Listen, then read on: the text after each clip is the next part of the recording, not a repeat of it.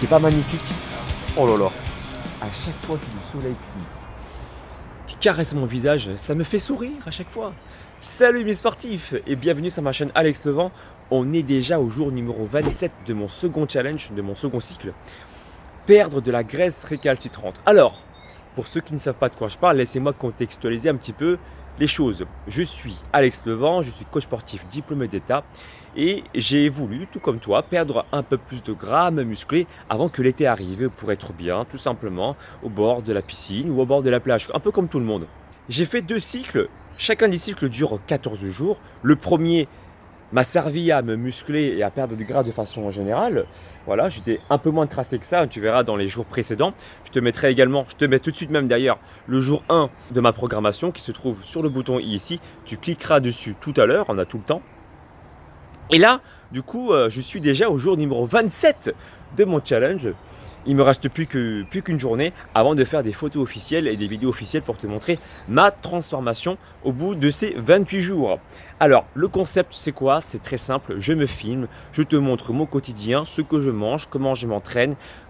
Pas pour que tu puisses faire exactement ce que je fais, mais de toute façon, je te donne des options de facilité, que tu sois confirmé, que tu sois intermédiaire ou débutant, tu auras différents niveaux de travail et donc du coup tu pourras toujours t'en inspirer. À savoir quelque chose, ce second cycle concerne surtout les gens qui veulent perdre de la graisse récalcitrante et comme je l'ai dit dans mes précédents vlogs, tu ne peux pas perdre de la graisse récalcitrante, de la graisse qui résiste, si tu as déjà un taux de masse grasse trop élevé dans ton corps. Si tu es un mec, il faudrait que tu avoisines les 10% de masse grasse avant de vouloir taper sur les graisses récalcitrantes. Et si tu es une femme, environ dans les 15% de masse grasse avant de vouloir espérer taper sur les graisses récalcitrantes. J'ai expliqué également dans le jour numéro 1 de mon second cycle perdre de la graisse récalcitrante quelle est ma méthodologie à mettre en place pour me permettre de perdre cette graisse, d'accord? Mais je te rassure tout de suite, même si tu as un taux de masse grasse trop élevé, eh bien, en faisant mes exercices, tu vas dépenser des calories, tu vas dépenser de l'énergie et donc tu vas t'affûter si bien entendu tu manges correctement. C'est la raison pour laquelle je vais me filmer tous les jours pour te montrer un petit peu mon quotidien alimentaire et que tu puisses également t'en inspirer. Écoute, là, comme il me reste encore 2 jours, eh bien le but avant les photos officielles, c'est que je puisse déstocker de l'eau au maximum. J'en ai pas beaucoup, mais c'est vraiment pour essayer d'éliminer l'eau en excès, la rétention d'eau. Donc pour le coup, je vais stratégiquement choisir des exercices polyarticulaires sous forme de circuit training ou sous forme de HIIT. Le HIIT, c'est du High Intensity Interval Training. Par exemple, en faisant comme je fais tous les matins, comme tu le sais, puisque tu sais ma chaîne YouTube. Hein? Tu sais pas ma chaîne YouTube? Ah attention, il faut t'abonner sur ma chaîne déjà, pour ne louper aucune future vidéo. Et mieux encore, si ce n'est pas encore fait, n'oublie pas le pouce en l'air pour soutenir mon travail si tu aimes bien les conseils que je t'apporte. Et active la cloche de notification à côté du bouton abonner parce que sinon YouTube ne t'avertira pas lorsque je sortirai de nouvelles vidéos, ce serait bien dommage. Alors je reviens à ce que je disais, je fais du fractionné. 5 minutes d'échauffement, tranquille, je cours, histoire d'échauffer mes articulations, mes genoux, augmenter la température corporelle. Puis ensuite, je fais 20 secondes à fond, je sprint comme flash et ensuite 20 secondes de récupération. Le tout, ça va durer 15 minutes et je vais faire aujourd'hui un circuit training inspiré de Freeletics. Je vais me préparer psychologiquement, je vais aller courir et je te montre le circuit training spécial perte de masse grasse puis perte d'eau dans un instant. Allez, bisous. Mouah. Hop, une jambe après l'autre. On revient. Ouais.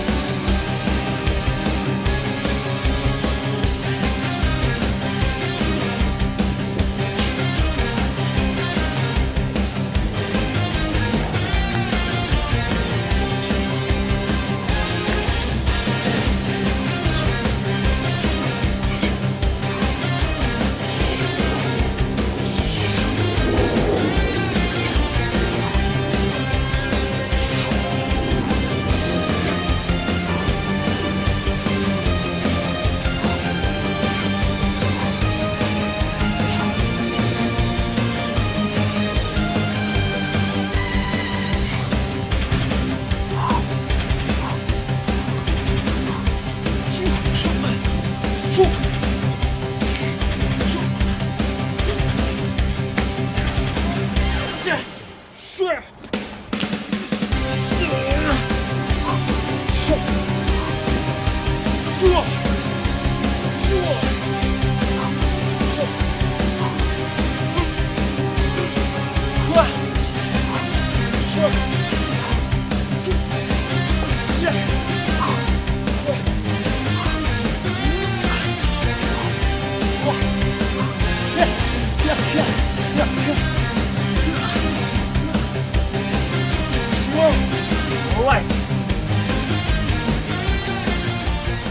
Deuxième exercice, la même pour tout le monde. Squat. À la limite pour le niveau God, squat jump. Sinon, pour tout le monde en général, squat normal. Donc on pousse les fesses bien en arrière, on met le poids sur les talons, on inspire avec le nez, on souffle avec la bouche.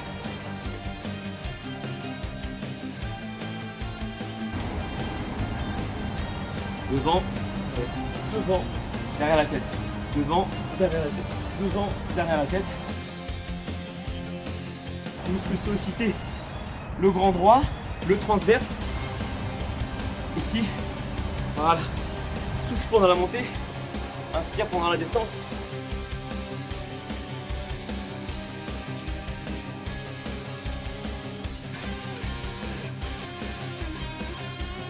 Pied au sol, les doigts derrière la tête. Là tu marques, on soutient la tête comme si c'était une boule de bowling et qu'on la tient avec les doigts. Donc là on imagine que la tête est une boule de bowling. On maintient la boule de bowling avec des doigts derrière les oreilles. Deuxième consigne, on garde le menton bien dégagé. On imagine une pomme imaginaire entre le menton et le haut du buste. Au niveau de la respiration, je souffle pendant la montée et on inspire pendant la descente. On pense bien aussi à rentrer le nombril. Là, en direction de la colonne vertébrale, à chaque fois qu'on monte, pour engager le transverse. 30 répétitions, la même chose. Si j'ai réussi à faire ce circuit training en mode God, c'est grâce à vous les sportifs. Vous m'avez donné la force de par le Genkidama. Mes sportifs, voici la séance est terminée. Voilà, on a bien séché, hein, on a commencé à bien enlever toute l'eau, là, la rétention d'eau pour demain, pour être bien beau pour les séances photos et pour les vidéos aussi. Place au petit déjeuner et au déjeuner en même temps, ou quasiment en même temps. Tu connais hein, la chanson, les crêpes diététiques de la laitière. Et bien sûr, comme hier, eh bien, le staff de Naturalia dans le 13e a eu la gentillesse de me donner du saumon, parce que ça arrivait bientôt à date d'expiration. Pour pas ajouter ça, pour pas gâcher ça, ils m'ont donné des produits comme ça, c'est cool, des œufs. J'ai même eu des cordons bleus vegan, des nuggets vegan et du saumon vegan pour m'apporter des oméga 3 animales. Donc ça, je vais en profiter, notamment la DHA et l'EPA. DHA, c'est ça, et EPA. Je t'ai expliqué les différentes sources d'oméga 3, oméga 3 animal et oméga 3 végétal dans une des vidéos que j'ai déjà sorties dans ma chaîne YouTube, que tu pourras retrouver d'ailleurs ici en cliquant sur le bouton i tout à l'heure. Écoute, trêve de blabla, je vais aller prendre ma douche, je vais aller me parfumer pour sentir bon, et puis après je vais prendre mes repas. Allez, bisous. Alors, qu'est-ce que ça donne au niveau de la balance? Let's go. Je pesais, rappelle-toi, 70 kg plus ou moins au début du challenge. Et puis après, 2 semaines après, je pesais 66.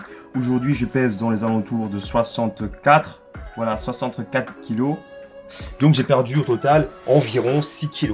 Et pour tous ceux qui pensent que s'entraîner à jeun, eh bien vous allez perdre du muscle, je vous invite à vous poser la question par rapport aussi à mon cas spécifique. Comme vous le voyez, je pense même plutôt avoir, sur certaines parties de mon corps, avoir pris du muscle, notamment même au niveau de la partie inférieure de mon corps, au niveau des cuisses, on voit les muscles beaucoup plus saillants et aussi beaucoup plus musclés.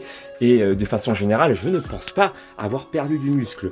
Comment je le sais? Effectivement, j'aurais dû peut-être avoir une balance électronique qui me permet de mesurer mon taux de masse grasse, etc. Mais peu importe, moi je me fie à mes ressentis. Tu l'as vu ce matin, j'ai fait des pompes très explosives. Je suis sûr que un mois avant, j'aurais été incapable de faire cette prouesse. Tu vois, en tout cas, pas autant, pas aussi bien. Donc, moi, je me fie par rapport à mon explosivité, par rapport à ma forme, je me sens bien. Et physiquement, je me trouve mieux comme ça. Donc, posez-vous la question, ne généralisez pas. Le fait de s'entraîner à jeun ne va pas forcément, taper dans vos muscles. Tout dépend également de comment vous avez habitué votre corps. Tout dépend de chacun. Moi, je vous invite à faire le test. Et de toute façon, c'est vrai que de façon générale, je n'incite personne à faire du sport intense dès le matin.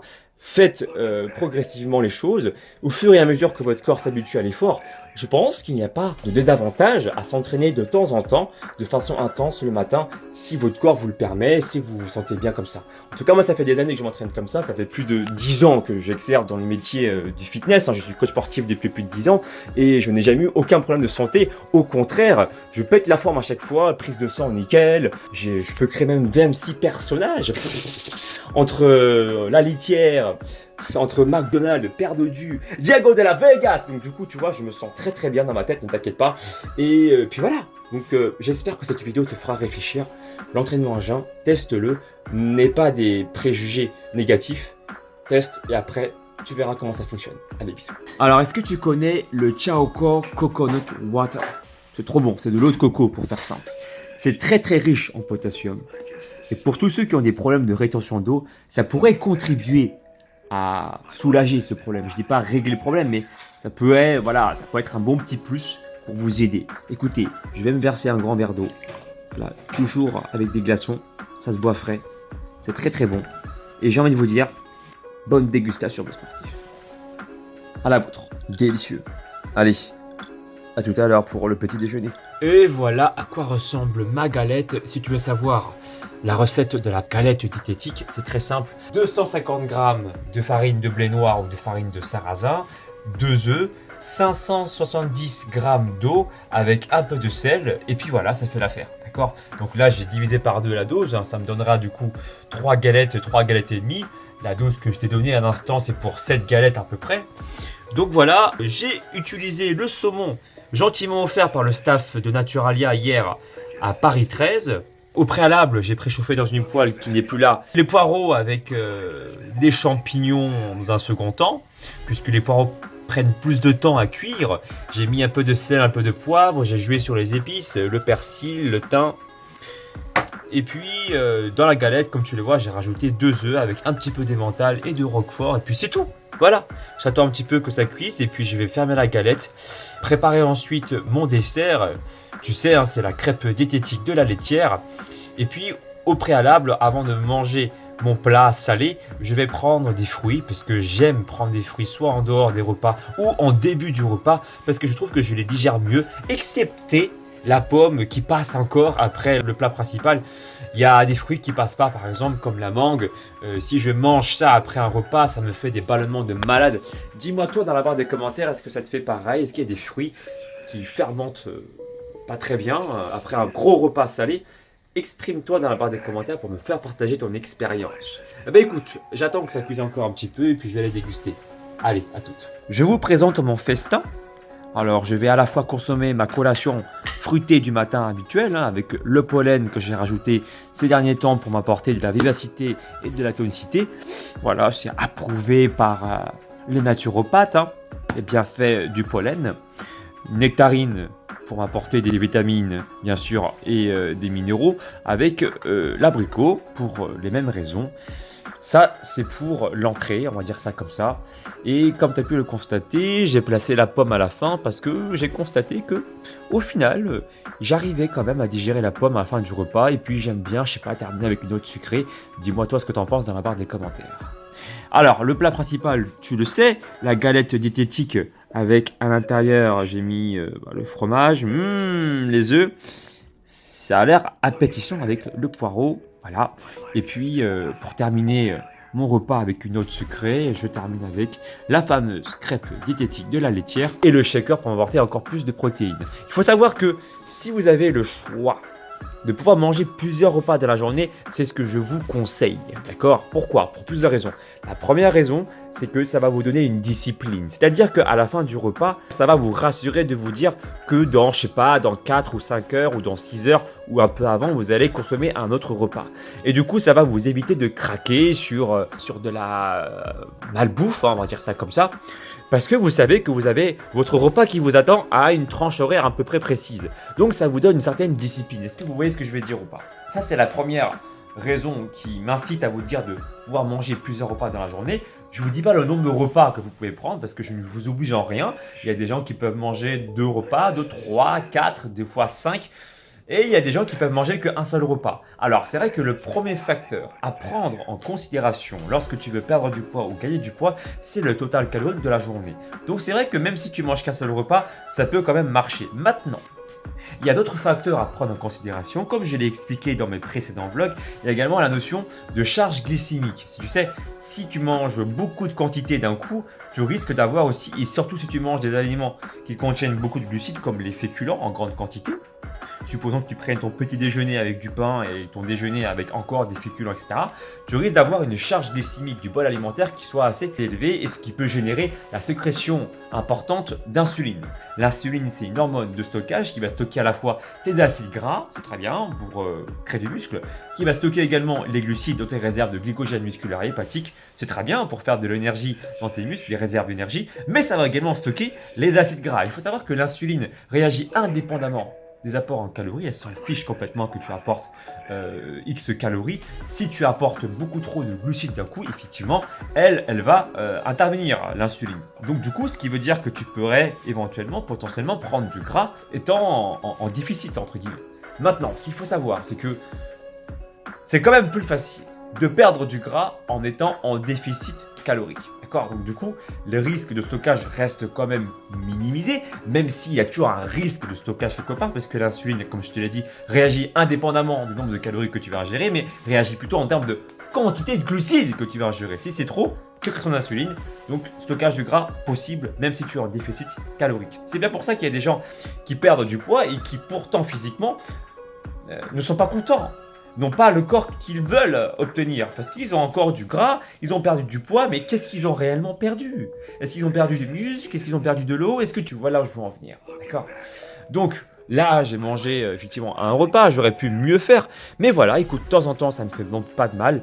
Encore une fois, le premier facteur qui va rentrer en jeu, c'est comme je te l'ai dit, le nombre de calories maximales.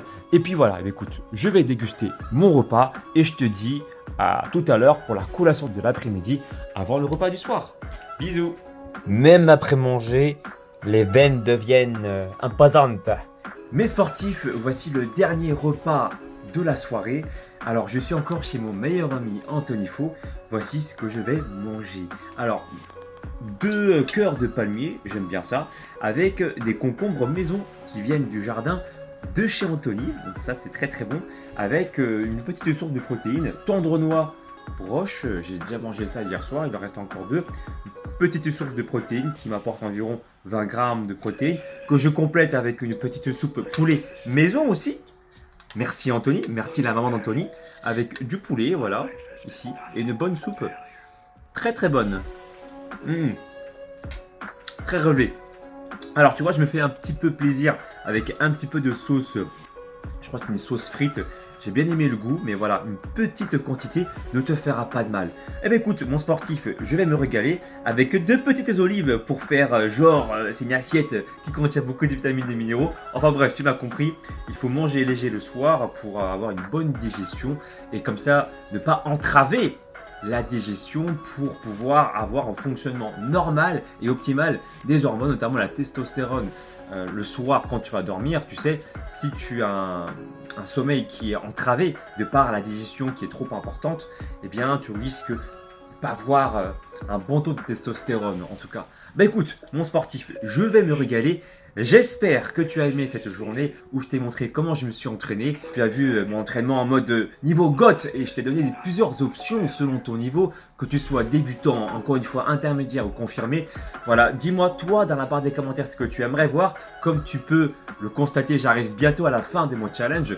Exprime-toi, dis-moi qu'est-ce que tu voudrais que je fasse de plus en termes de vidéos pour te montrer peut-être mon quotidien qui pourrait t'intéresser en termes d'entraînement ou en termes d'alimentation.